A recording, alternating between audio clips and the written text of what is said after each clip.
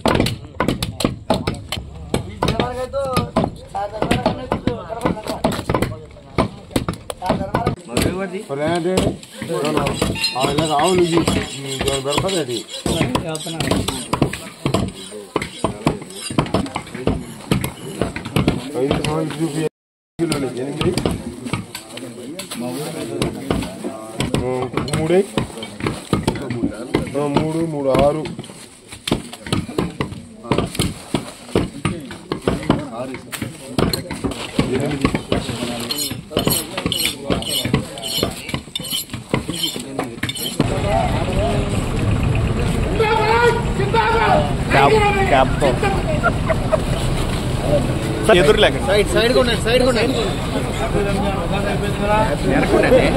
చెప్పాలి కదా.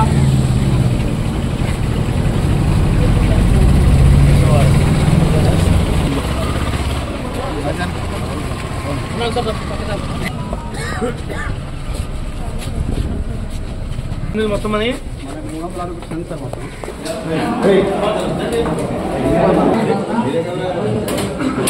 తీసుకుని వచ్చేయండి, వచ్చేవాళ్ళు వస్తారు.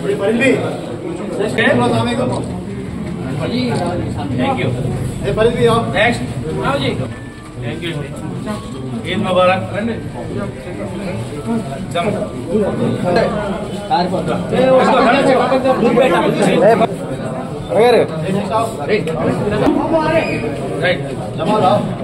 అమ్మా రామా కొద్దిగా. ఓకే, ఈద్ ముబారక్.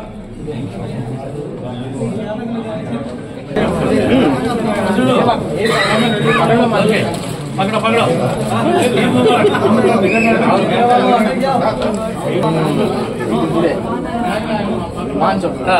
చలో చలో. Okay right. థ్యాంక్ యూ బోలే. ఓకే హలో హలో చల్లలా. ఓకే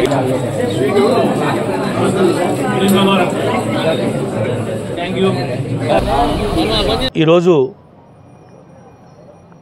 రంజాన్ సందర్భంగా ముస్లిం సోదరులందరికీ కూడా రంజాన్ శుభాకాంక్షలు తెలియజేస్తూ,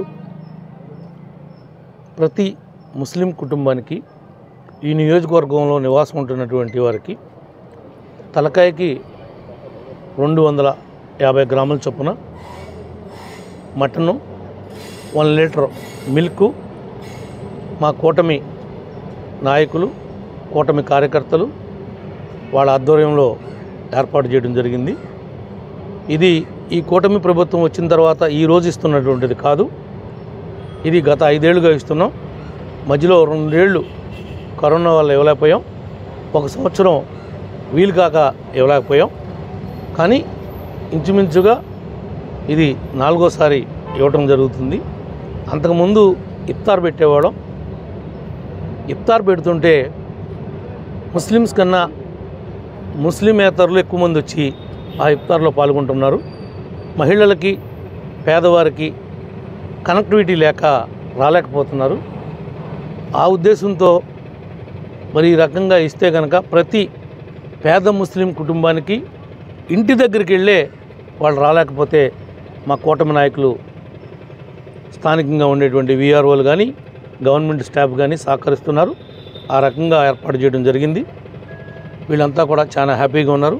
మరి ముఖ్యంగా ఈ కూటమి ఏమైతే ముస్లిం సోదరులకి ప్రామిస్ చేసి ఉన్నామో, పేదవారు ఎవరైతే ఉన్నారో వాళ్ళందరినీ పేరు పేరున ఎతికి ఎంతమంది అద్దెలలో ఉంటే వాళ్ళకి శాశ్వతంగా ఒక ఇల్లు అనేది ఏర్పాటు చేయగలుగుతాం, చేసి చూపిస్తామని చెప్పి కూడా ముస్లిం సోదరులకి ఒక్క ఒట్లూరే కాదు, ఈ నియోజకవర్గంలో నివసించేటువంటి ప్రతి ముస్లింకి ఒక భద్రత ఉంటుంది. ఎందుకంటే మత సామరస్యం కాపాడటంలో ముస్లింలు కానీ, హిందువులు కానీ, క్రిస్టియన్స్ కానీ మేమంతా కూడా ఒక అన్నదమ్ముల భావంతో సంఘీభావంగా నడుస్తున్నాం. వాళ్ళు కూడా అదే ప్రార్థన చేశారు, ఈ రాష్ట్రం అభివృద్ధి చెందాలని. చంద్రబాబు గారు, పవన్ కళ్యాణ్ గారి నాయకత్వంలో మేమంతా కూడా మా భవిష్యత్తు బాగుండాలని కోరుకుంటున్నారు. ఆ దిశగా ప్రయాణం చేస్తున్నాం. అందరికీ కూడా ఈద్ ముబారక్.